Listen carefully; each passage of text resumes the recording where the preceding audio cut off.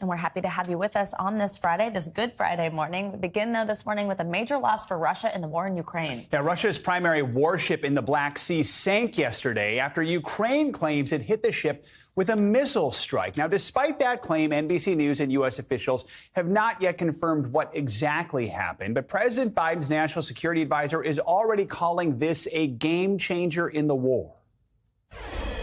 Certainly, the way that this unfolded, it's a big blow to Russia. This is their flagship, the Moscow, and they have now been forced to admit that it has been badly damaged. The sinking of this ship is a huge symbolic loss for Russia. It could be a major setback for the country's plans to take over the port city of Mariupol, which has been the scene of intense fighting in southern Ukraine. We're covering every angle of the developments in Ukraine this morning. We'll check in with Colonel Jack Jacobs in just a moment. But let's start with NBC News national correspondent Gabe Gutierrez. He's in Makariv, Ukraine, west of Kyiv. Gabe, good to see you. So let's start with the sinking of that warship. Ukraine is saying they attacked it. Russia is saying something different. So what do we know about it right now? Joe, good morning. Well, as you said, this is not just a military defeat for Russia, but also a symbolic embarrassment for Russia and a huge boost for morale here in Ukraine. Now, as you said, right now we have conflicting reports about what exactly caused that fire. The Ukrainians saying it was a missile strike. The Russians acknowledging that there was a fire that broke out, but they won't say exactly why. But still, late yesterday, Russian officials did confirm that the ship had sank to the bottom of the Black Sea as it was being towed to port in stormy weather. Again, no confirmation right now on any injuries, but again, this has attracted much attention here in Ukraine. Even in Kyiv yesterday, there were people lining up to buy stamps with the ship's image, a huge sign of just how big of a boost of morale it has been here in Ukraine, Joe. I mean, we know for some time, Gabe, that Russia has had a major naval presence in the Black Sea. The city of Mariupol sits along the water. Russian forces have been trying to take that city for weeks. So what is the status of that operation? And what about those who are still stuck in the city? No food, no water. The situation has to be getting dire for them.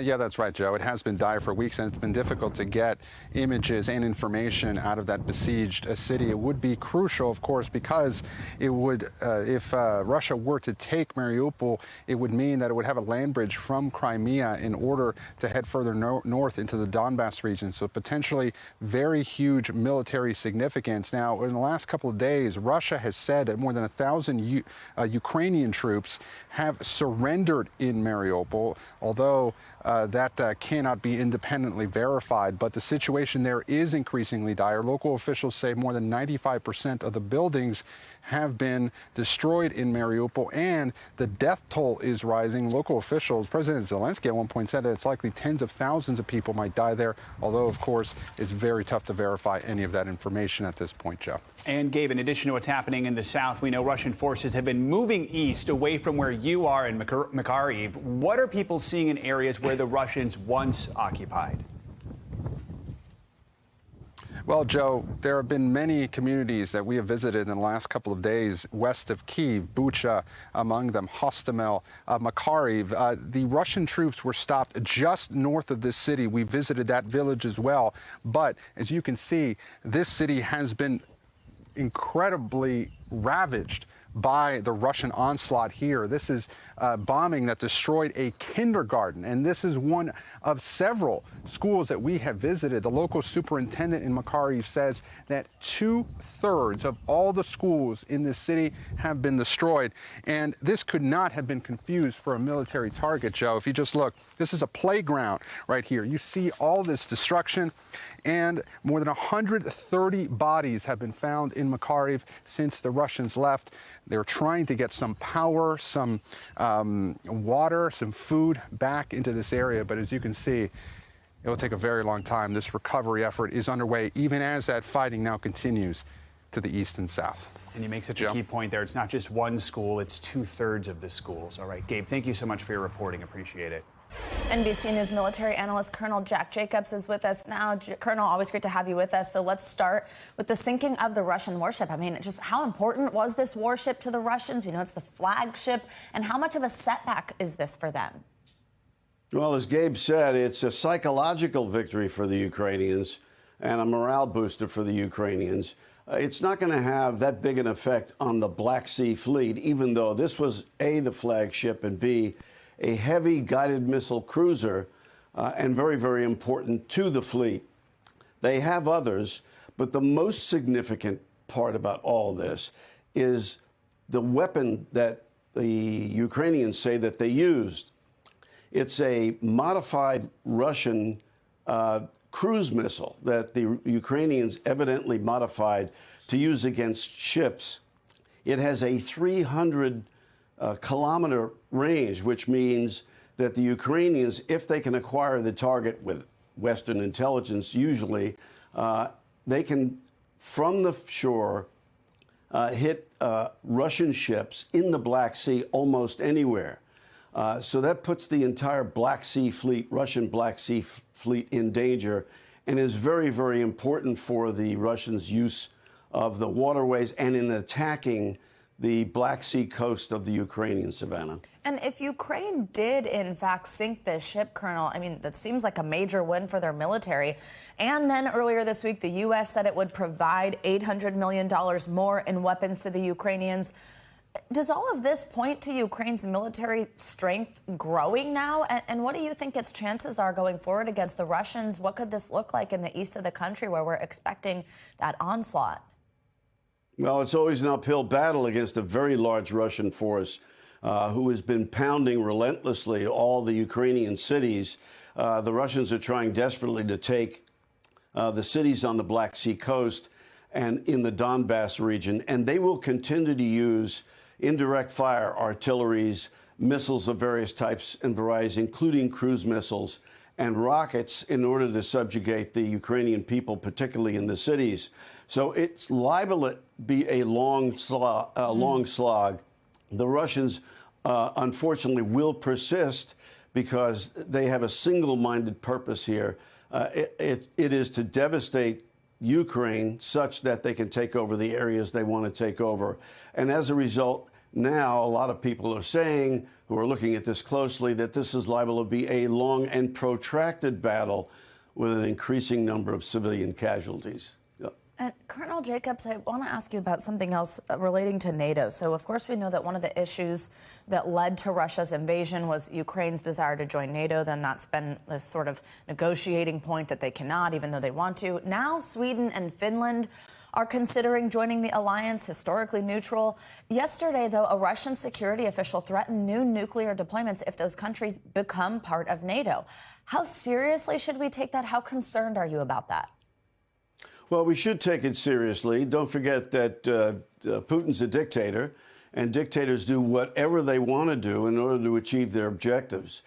If you consider that what Russia's already done is indiscriminately kill Ukrainian civilians, indiscriminately bomb cities with no military objective necessarily except to devastate the cities and then walk in and take them over. If you consider that, the conclusion you come through to is that if the Russians are pushed against the wall and they're not going to make any more progress, that they will do nearly anything, including using nuclear weapons. But as Lenin himself says, that if you get incremental change, if you get enough of it, eventually there's substantive change. And the use of nuclear weapons, even small-yield tactical nuclear weapons, changes the picture entirely and makes it impossible for the West to continue to react in the piecemeal fashion that it has. It doesn't mean that we're necessarily going to launch nuclear weapons against Russia or even physically get involved with conventional weapons. But we do have other capabilities, particularly economic and cyber capabilities, which the Russians are afraid of. It is unlikely, but not impossible, that they use nuclear weapons. But mark this, we have been paying close attention to their use of chemical weapons. They've done it before, and they're liable to do it again, Savannah. All right, Colonel Jack Jacobs, thanks so much, as always. You're welcome. Millions are expected to celebrate Easter and Passover this holiday weekend, but those family gatherings could be impacted by the rising number of COVID cases fueled by the Omicron subvariant. Leaders in northeastern states are urging travelers to take as many COVID precautions as possible, including getting tested before leaving home. NBC News correspondent Antonia Hilton joins us now from Penn Station in New York with more on this. Antonia, good to see you. What are you hearing from passengers getting away for the weekend? Are people nervous at all about traveling while this Omicron subvariant is spreading? Good morning, Joe. Look, New Yorkers here this morning are very much aware that this Omicron subvariant is spreading, that it's driving the rise in cases here. But there are also very clear reminders when you step into Penn Station that the federal mask mandate on public transit is still in place. There are announcements going out over the PA system reminding people that they still need to stay masked up. And for the most part, New Yorkers are really complying. In fact, you can tell that some folks are even nervous about it. They are taking extra precautions. They are in some cases wearing, really high quality masks like N95s. And then, of course, on the other side of the spectrum, there are some folks who are, a bit more lax about things and, feel like they want some of their lives, their travel, their holiday weekend celebrations to go back to normal.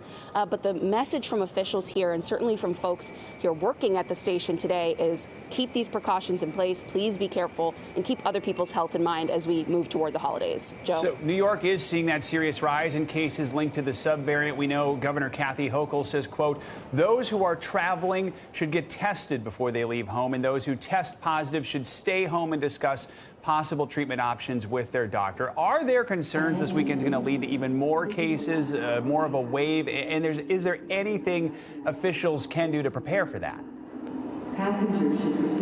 Joe, there are definitely concerns, and it's not just limited to officials here in New York City.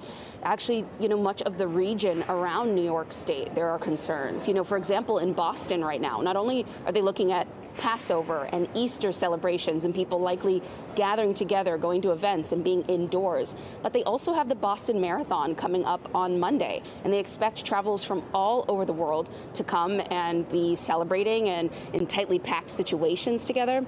And so, the mayor, Wu, there, she has said that people need to take extra precautions, make sure they get tests. If you're even a little bit sick, to please stay home. But mandates are not as much in place at this point, which means that much of this is, about personal responsibility, about people keeping other people's health in mind. Although, on the flip side, you then have the city of Philadelphia bringing their mask mandate back in place. So it's a reminder that this is spreading, but depending on where you're traveling this weekend or over the next several days, the health precautions, the steps that are being put in place look very different, Joe. And Antonia, quickly, we know Connecticut's reporting a small uptick in breakthrough cases, something we're seeing more of with Omicron. What do we know about that?